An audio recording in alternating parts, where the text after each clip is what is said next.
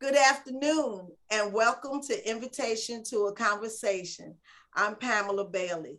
My guest today is an educator for over 20 years in public, private, and higher education. Her name is Celeta ThomasWatson.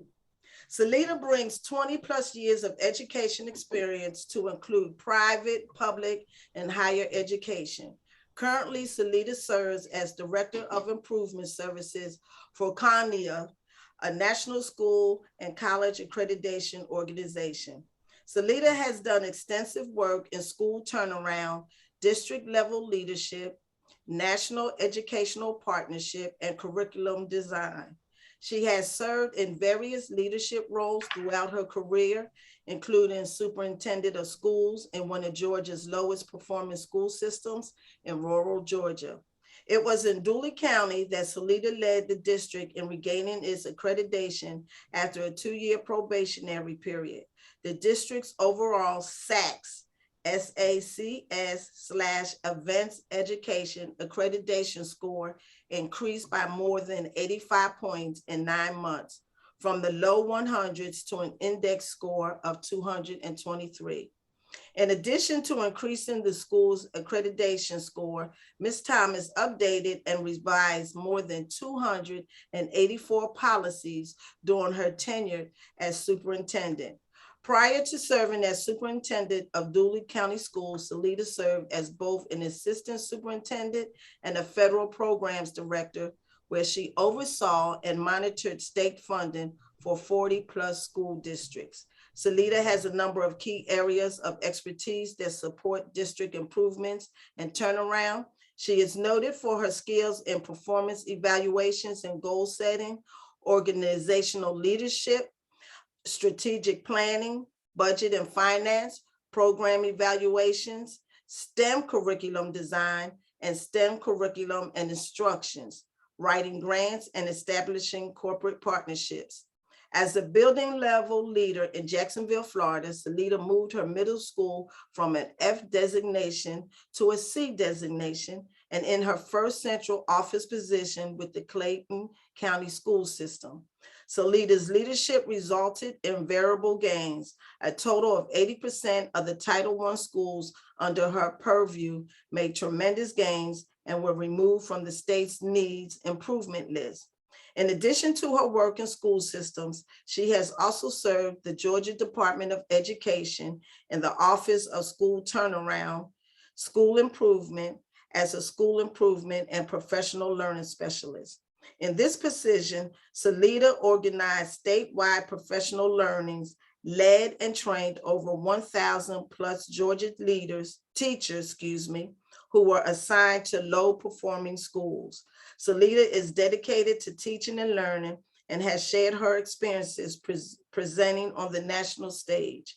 She has shared her turnaround work in Chicago, Illinois, Providence, Rhode Island, Dallas, Texas, and Miami, Florida. She has also worked on educational projects and served as a national grant writer or reviewer for the U.S. Department of Education, with the focus on innovation literacy projects for higher education. Celeta's educational journey includes earned degrees from Grambling State University, Savannah State University, and Walden University.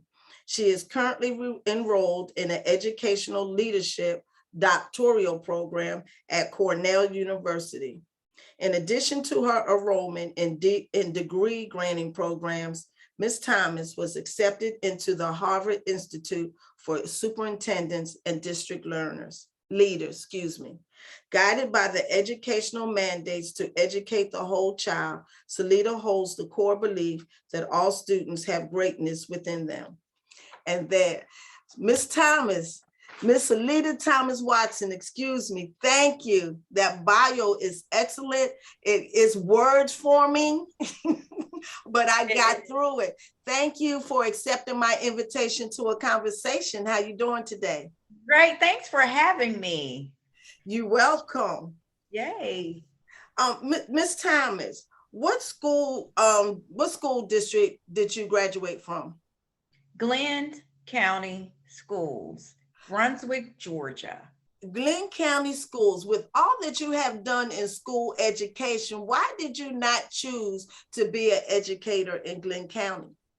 Well, I relocated as most. Now that I'm a little older, I would say seasoned, it is very important when we groom our kids in our town, city, or county, is to create pathways for them to come back and give back and be successful.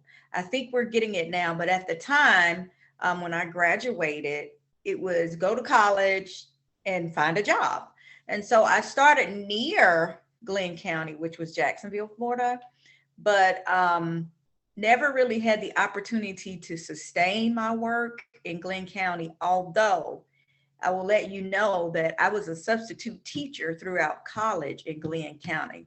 Just was never really offered a permanent position after graduation. Okay.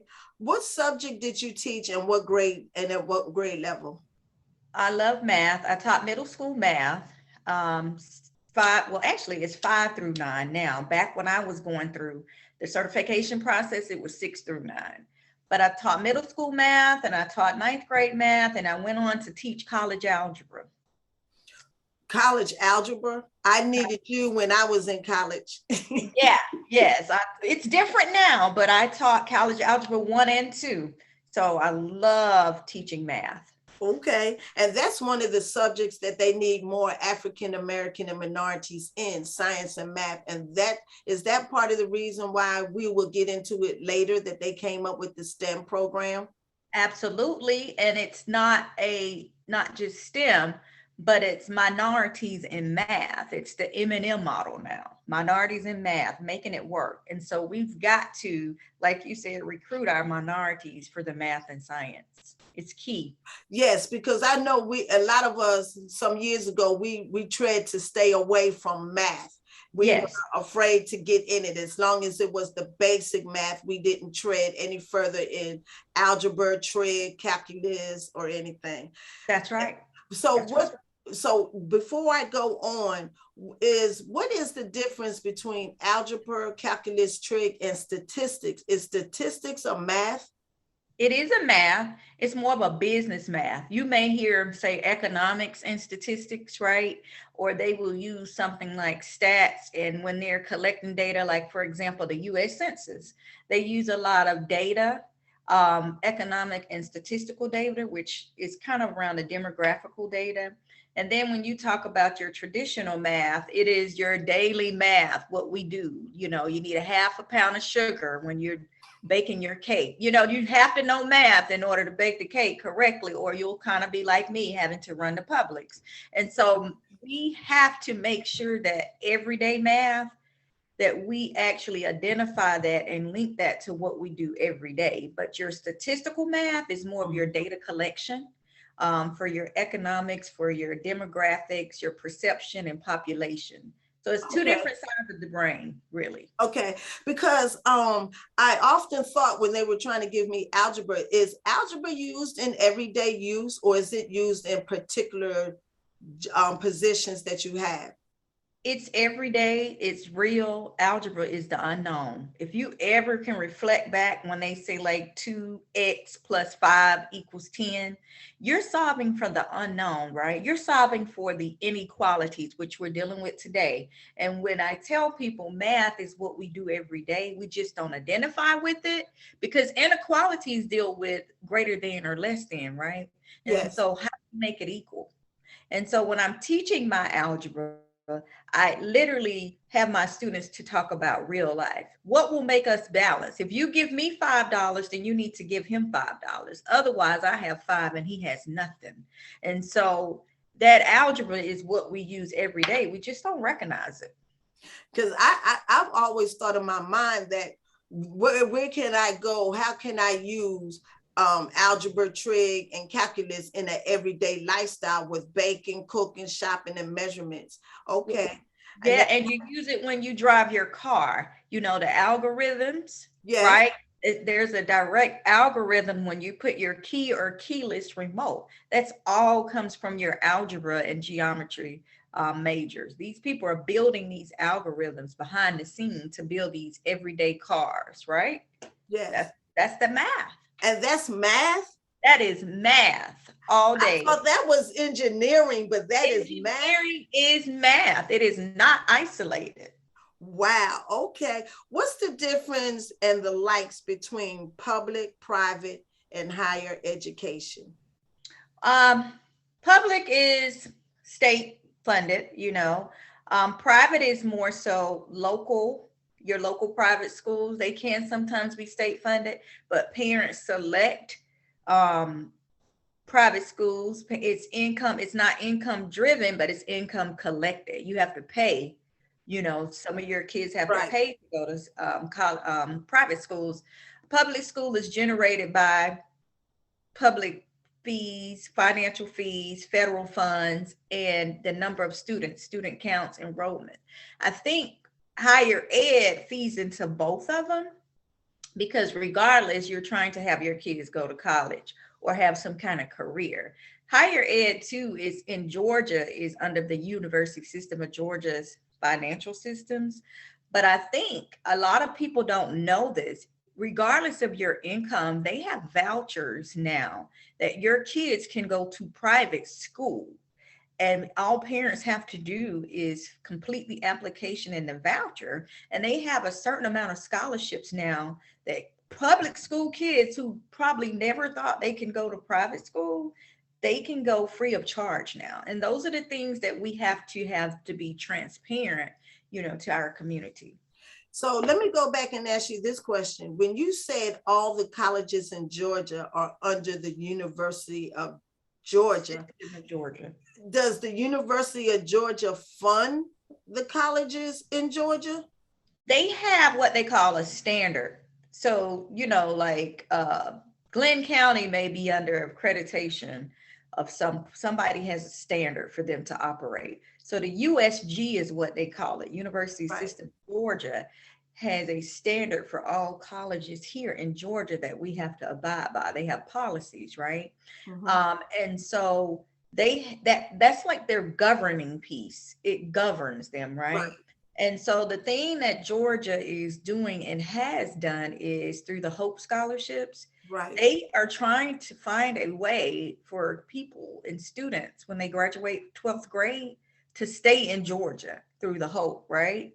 And so that's what that transitioning piece is. We're going to educate you up, but we're going to also give you this opportunity because we need our great citizens to stay right here. Because they get educated here, but then they go somewhere else and get paid the money for their knowledge.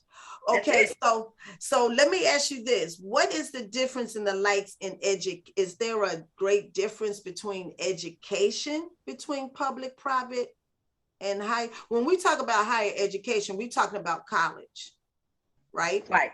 So the difference, let's go public, private. Okay. So the difference between public and private to me, academically, smaller classroom, they get more choices. It depends on the private school.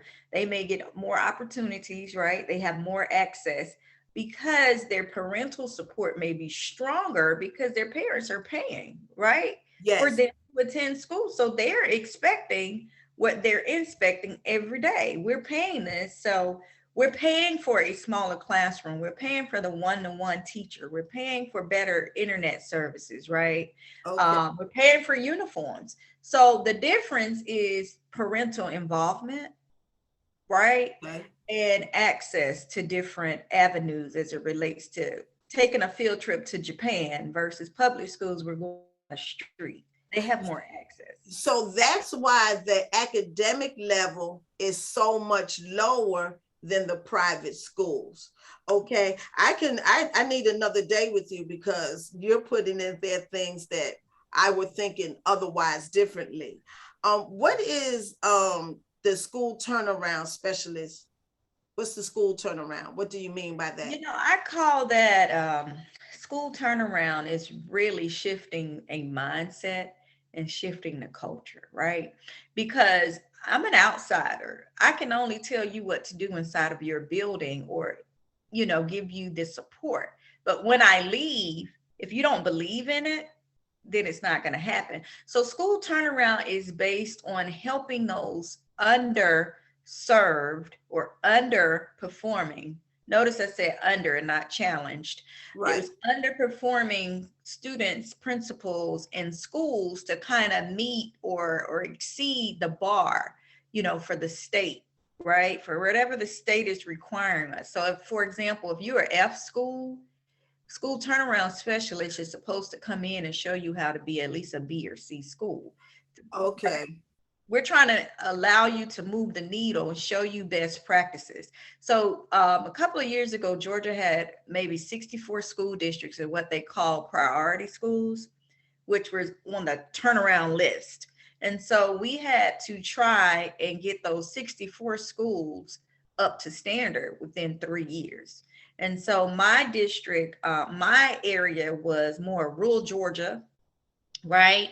And rural Georgia does not have the same access as your city of Atlanta, right? Right. They don't have the same opportunity. So school turnaround is supposed to coach the principals, work with the school leaders, and build those teachers into being leaders while educating the community. So that is the actual model and components of the whole school turnaround. Now you said something that I want to go back to, and I have a lot of questions for you, so I'm trying to get them in. Okay. What is the difference between underachievers and challengers? Yeah, I think that key word challenge sometime is, I will say, bias, right? I think challenge can be a bias word, right? Because you can challenge me, right? And I can step up to the plate and I can be challenged because I was a normal student and you're putting me into a gifted class, which is promoting me, is challenge. But we use challenge as a disconnect or dysfunction. Right, as a right? disability. Disability. Yes. That some people look at a challenge as an opportunity, right? Mm-hmm. And so in the schools, we've shifted from challenge to underperforming. Underperforming means you're supposed to have a 100 on your test. So you're supposed to score 70 above to meet the standard, right? Mm-hmm. But if you score 60, you underperformed. You didn't meet the bar. What is curricular design? It is what I call alignment and assignment, right? You align the work based on the need of the student and you design that like you're designing a house or you're designing a evening gown. You make it fit, right? You make that fit for the occasion. And so curriculum designing is taking the current curriculum and making sure that you align and assign it based on the student's need. You're personalizing it so that they can be successful. So does that go back to underachievement, to challenging the bias? So you would design that curriculum for that child. We'll put the equity. We'll put the equity in education. Okay. And you said you were the superintendent of schools. What were your duties of a superintendent? Everything. So it's that ... So as superintendent, you're like the CEO of a corporate business. You're in charge of for opportunities for students, but also creating opportunities for the community. So the school is attached to the community, right? So the superintendent has to ensure that your taxes are not increased, right? They have to ensure that every bus stop is aligned to the city limits, right? They have to make sure the zoning is appropriate so there's no disconnect with the equity. You have to make sure your teachers are ready to teach these students. And so I say superintendent is responsible for educating the whole child, but also the whole community, because we have a lot of power along with the chief of police, right? And so the two people that they usually say run your town is your superintendent and your chief of police at times, because it's a powerful position.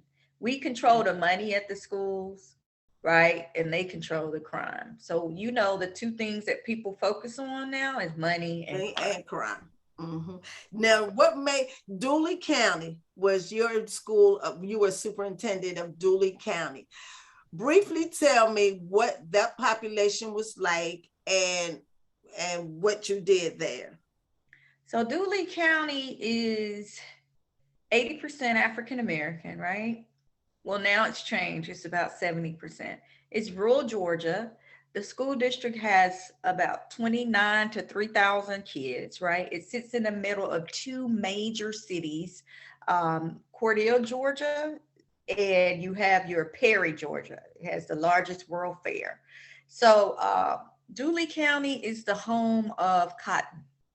Most of my kids' parents can recall picking cotton Wow. Oh, in at this day and age. Some of their field trips included visiting a cotton gin today. no. Yeah, in 2021. In 2017, when I was at Dooley County, one of the field trips in which I approved was for students to go to a cotton gin. Okay.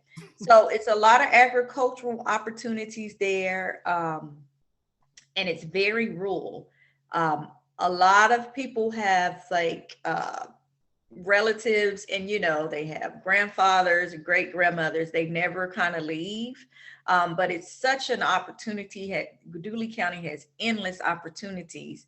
But I used to say this all the time: we are in our own way, in a sense, because it has ag, it has land, it has opportunities for kids, development. Everything is there. It just needed to be shifted. So Dooley Yes. County is a very small county. But it can be developed to Yes, current yes, amenities in other yes, cities and places. yes. It Okay. has so much land and opportunity. The federal programs you were the federal program director for over 40 plus school districts. How is that different from being a superintendent, or the duties the same? Oh, well, federal programs different from superintendent slightly because I only dealt with grants as a federal programs. Superintendent, you deal with grants, you deal with transportation, you deal with staffing, you deal with the community involvement, any and everything around that city. You are the it factor. So I didn't have as many hats. For federal programs, it's more of a compliance piece. If they said they were going to spend money on after school tutoring for the past 3 years, did they do that? Do I have the evidence to prove that they did that? So it was more a compliance piece for those So you, 40. so you had to make sure that the money was going where the superintendent sent the money Right, to for the schools. right. Okay. Did you like that? That was a challenge, wasn't it? It was a challenge because it was an awareness piece for me, right? It was an awareness piece that you would rather spend money on hiring 10 other teachers, that you already have enough teachers, versus making sure every kid in your school has a resource or a laptop or, Yes. what they needed. And sometimes we often think bodies means more. Right. Access and resources for students goes further. And that's Let, just my opinion. let me go back and ask you this question, because we talked about private and public schools. Do you think the school system has changed some? And even though people pay money for their kids to go to public schools to have less students in the classroom, are public schools taking on that model, or they still have large student bodies in each classroom? I would like to say the last 2 years to public school educators, kudos to them. My hats are off because they've had to transition from being in the classroom to doing virtual, and they have literally had to shift the way they do business. Whereas the public schools, the private schools, they've always had the smaller settings. So if they did have to shift, it was an easy shift. I think now public schools are going to the smaller classroom ratios. Now, a couple of years ago, we didn't have we had a cap on how many students you can have in a classroom. We really don't have that anymore. But I think the more teachers that are allocated in these classrooms, the smaller the classrooms can be, But when you don't have support, your question about higher ed, when you don't have a lot of people graduating in math and science, right, then that math teacher on the 6th grade wing may have 30 kids because you don't have enough teachers. So that's the thing about the public schools, getting those teachers that are certified to teach. Okay, we have about 30 more minutes and I have a lot of questions because with your bio, I had to come up with some questions because it was interesting. Okay, we can do a part 2. Okay. You updated 284 policies. Can you tell me briefly what type of policies there was and give me one that you updated and one that you revised? So 200 plus policies, and I was superintendent at the time. And a lot of times we forget to go back and update the policies. Just as they update the speed limits, every often, it used to be 35, now it's 55. You have to do the thing. Yeah, so what had happened when you have a district that's in a turnaround situation, you're doing more with less. You can't do it all. So policies sometimes get left behind. So one of the policies that I had to revise was my graduation rate was extremely low. And it was low because the policy was outdated. Kids only need about 23 units to graduate. My policy said 26, so we were keeping the kids longer than they needed to be in school, even though they had finished and met the requirement. That is a key policy. So when that policy was updated, our graduation rate increased, right? Yes. Do you see what I'm? Yes, yes. And sometimes, like you say, if it's just like rules and regulations from the government, things that we're doing now does not have anything to do with the way they wanted to run the country back in the 17 and 1800s. But nobody updated those policies and rule and regulations based on what they wanted to see.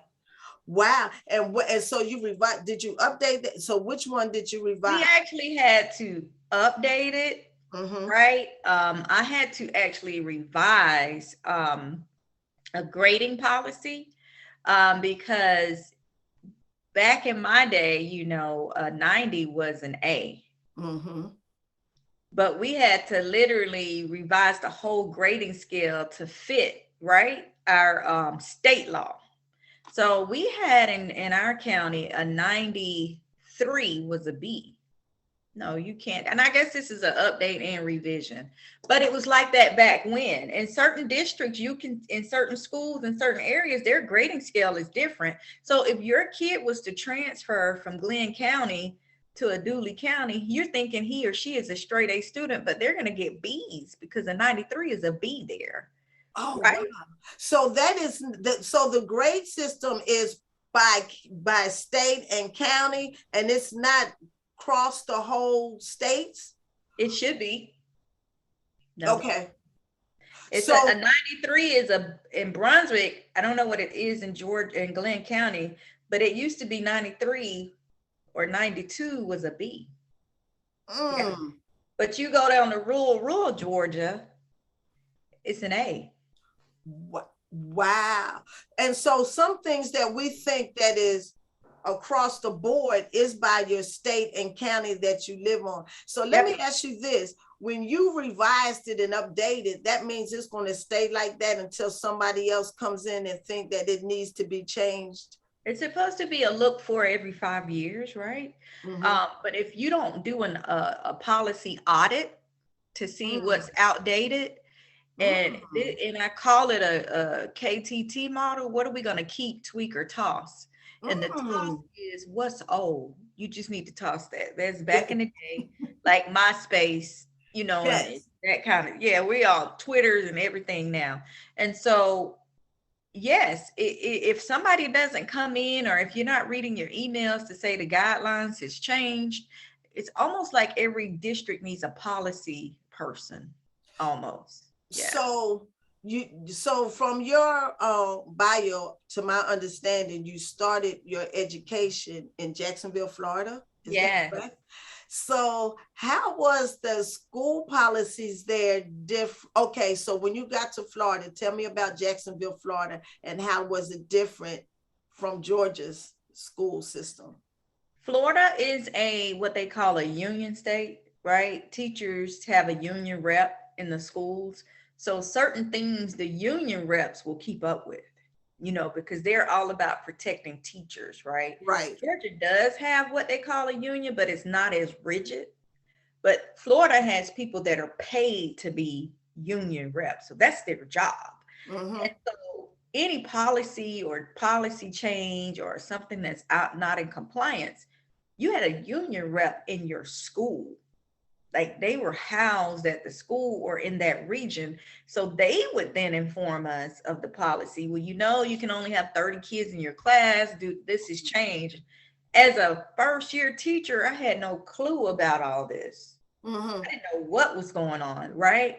But it was good to be educated by that union rep who we literally had to meet with quarterly or monthly or, as needed. So the difference between the Florida area period is those unionized reps that are educating you on your teacher rights and your parent rights, right? But Georgia, we really didn't have that. We still don't have it. Do you think that Georgia needs to have that? I do think so. But here again, Georgia is a right to work state, you Right. know. Right. So some of their governance pieces follow into the school policies. Mm-hmm. Florida has union, I don't think they pay state or one of those taxes, they have more of a leverage system. Yeah, they don't pay state taxes. Oh, state, okay. Yeah. So they have more of a leverage system, whereas Georgia, we're governed by some of our laws. But I think if we did, we'll see more kids graduating and we'll have more retention of teachers because they'll feel like they have a voice. I think they don't pay state taxes. So let me ask you this. So in Georgia, you said 93 is a B. What is their school system in Florida? What's a 93 in Florida? Florida may be a 90, the regular grading scale. This is back when. So Florida may be a 90 to 100 is an A. You remember, like that's how I went through school too. A 50 was an F, where 60, was a 60 was a D. But yes, now you think you're a straight A student, you're a straight B. Wow. Yeah. So it just depends on your school district. And that could make a really smart GP person that has a GPA of a 4.0 really depressed if they're doing all this work and they used to be an A student. Now they're Bs. They're like, oh my God, Yes. And so Georgia found that wasn't systemically impactful. So some of the districts now, I don't know if you have young ones, but you'll see them come home with a 5, 4, 3, 2, 1 grading score, right? And so a 5 is an A plus, and you have a 4, which is an A, and then you have the 3B, the 2C, and the 1 is below level. So they can get away from that stigmatism. But the only thing is, when you get to higher ed, you need a 3.0 or a 4. You need that GPA, right? I always told my daughters and my grands, as long as you stay at a 3.5 on up, you can choose the college you want to go to. Anything below, they're going to choose you. Is that still the standard? That is the same, yes. Okay. You trained over, let me see. Okay. You trained over 1,000 Georgia leaders. Are leaders the same as teachers? Yes, I'm glad you said that. You trained over 1,000 Georgia teachers assigned to low performing schools. How did that work and how did they accept you? Oh, I think it was a calling. I think when you are privy to different strategies to help other people, I think it's our duty to give back, right? Yes. And so they embraced it because I've been there. kind of thing. You know, I've walked in their shoes. I'm not coming with a lot of research and big words. I am real, right? Mhm. And so every summer, those schools, those turnaround schools, had to actually attend what they call a summer leadership training. It was almost a requirement. And so those training, anybody that accepted that federal funding or that were in that category for school turnaround, they had to attend our training. And so I got the opportunity of different breakout sessions to train them, whether it was how to coach leaders or how to leverage leadership or how to spend your funding, right? Mhm. And how to prioritize your focus in school. So it was teachers, leaders, principals, assistant superintendents, and some superintendents there in the audience. So this was a range of teachers, like were these teachers that just came out of college or seasoned teachers? Very seasoned teachers, teachers that were almost leaders or were going through kind of like a leadership track, trying to be assistant principals one day or maybe principal. So these Okay. were the seasoned educators. Okay. What is your take on homeschooling? I have a different view now that the pandemic is hit. It's changed my whole perception of homeschool. I think homeschooling is good if the parents are dedicated, Mm-hmm. right? Mm-hmm. And I think homeschooling is great for students that are able to be self-sufficient and self-paced, right? Because kids come with different learning styles. And if you're like me, you like to be isolated sometimes so you can get your work done instead of sitting in a group of 40 people and you're still on number one and we're on number 10. Yes. I prefer that. Let me just go home and finish, right? Yes. But now I think it's great to homeschool because school has changed with the bullying and all this other stuff, but it has to be structured. That's the only thing. I think it's great if it's structured. So do homeschool parents or guardians, do they get the curriculum from the school district that they're in to homeschool? They can't make up their own? No, they get the curriculum. They actually have to submit, evidence of work. Mhm. Georgia Department of Education has a homeschool department. So they have someone that's overseeing, although you're at home, there's still expectations, right? Right. Okay. Do they have a graduation program from homeschools? They can actually walk with their class or they can do virtual, and then now with all this digital learning communities, they can actually participate in their neighboring homeschool graduation or they can do a virtual graduation. We're doing good. Is about a few more questions I have, but we're doing good on time. What do you like about virtual and hybrid learning? I like virtual and hybrid because you have kids that are left behind and it's not their fault, right? And so I think the virtual gives them the independent study kind of thing. And it also prepares them for college because a lot of colleges now are going online, like virtual, right? And so when you're face to face, you have a lot of distractors and distractions, right? And I think this virtual gives these kids opportunity, but more access now. So you can be talking on Zoom with someone that's in Florida or North New York now. You can Right. have breakout sessions and you can have a learning exchange. It gives them more access nationally. But I So it love doesn't, so it won't have a negative impact on those students that you are considered challenged or? it depends. So there's a model out now Okay. where if the kids have exceptional educational um, challenges, is what we're saying, but I can see them coming in the building because they need more of the one-on-one, right? But for your gifted students, maybe, or those that are self-sufficient, that blended versus hybrid model will work. Because I don't know if you've ever been in a class and it's out of 30 kids, 20 of them are on their phone or nobody's paying attention, but you have that one student raising their hand and nobody's even trying to help her, Okay. right? Mhm. So I think it works. You have to know the students before you assign that support model.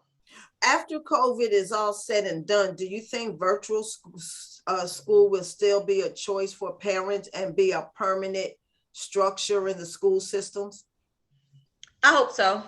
I really do. I hope it does. I hope that they have opportunities. I don't know about the younger kids. I think they need more of the socialization. But I Right. think for the high school kids, I think they should give them an option because a lot of them work late at night. You know, when you're 16, you can have a job.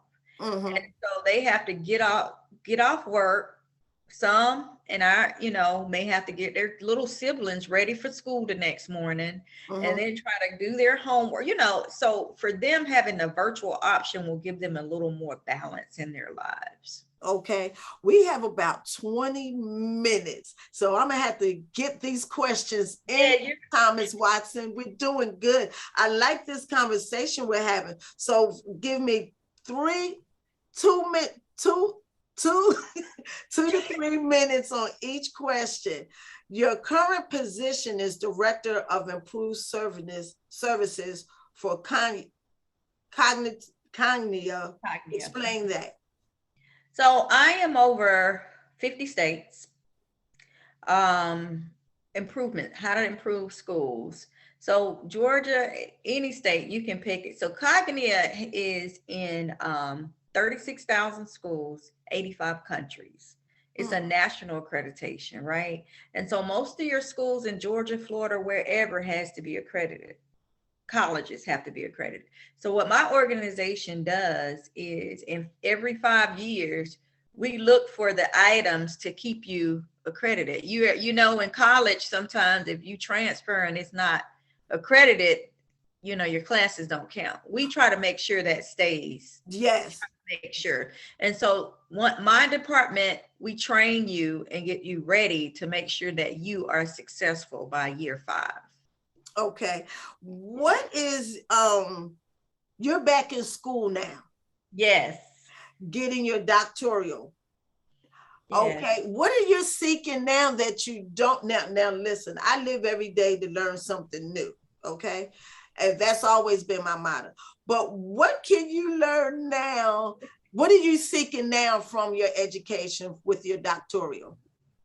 Learning more about sponsorships, development, and the corporate way, like the Six Sigma, the corporate way of how they do business. I've been traditional and non-traditional education all my life, but I think to become a better leader, you need to know both sides. How does corporate America do it? How does Mm, Amazon do it? How do they mm, sustain their brand? Right? Because mhm. all I'm doing is pushing in and helping schools, but they're back on the list in 4 or 5 years. So learning that corporate model of how to sustain your brand for 10, 20, 30 years is what Mm. I want to learn. My thing is STEM curricular design. 2 minutes. What is STEM curricular design?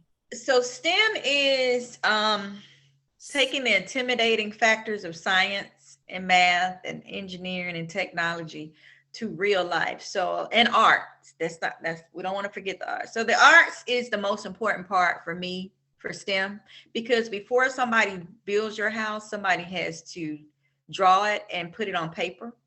And before you can hear or see a clear picture, somebody has to make that come to life. And I think the arts, even in designing an aquarium or a zoo, the arts of STEM is there. And I'll take you to 30 seconds. For one gallery, somebody has to draw that. Then it goes to the construction workers to build that. Right, Then it right. goes to your engineers to design that. And then it goes to your science people to make sure the chemicals are correct, right? And then your technology people make sure that when you come in and out, that the features that you need. So in that one example, I just went through the entire STEM curriculum. Mm, 2 minutes. What is, if you had your own school, would the curriculum be the same across private and public schools? My school, Mhm. my school would not have the same curriculum. We would have the same standards and we would meet or exceed the bar, but I would have more opportunities. I would have real practitioners from Amazon teaching my branding course. I would have real mathematicians, practitioners of the work come in at least once or twice. And my school would never be traditional, right? Because it's not traditional now. And so I would have different pathways, of course, STEM and engineering. And I would also have music, bring those arts back, right? Because Yes. we're putting these kids in a box. So my school would definitely be catered towards the arts and STEM and the sciences. 2 minutes. Your thoughts on Georgia's curriculum? Georgia's curriculum and standards are grade level appropriate. It's suitable for the grade, right? I think Georgia is moving towards a STEM state, which is excellent. But I also think we need a systemic process across Georgia. As we talked about, you can make a 93 here and have a B, and then you can make a 92 somewhere else. So the only thing that I think Georgia we can do better is a system or process across the state instead of leaving it to the actual district. But I think they're doing a great job with their curriculum. I think the part of that is we give the teachers the actual tools, but you don't give them time to learn how to teach the tools, right?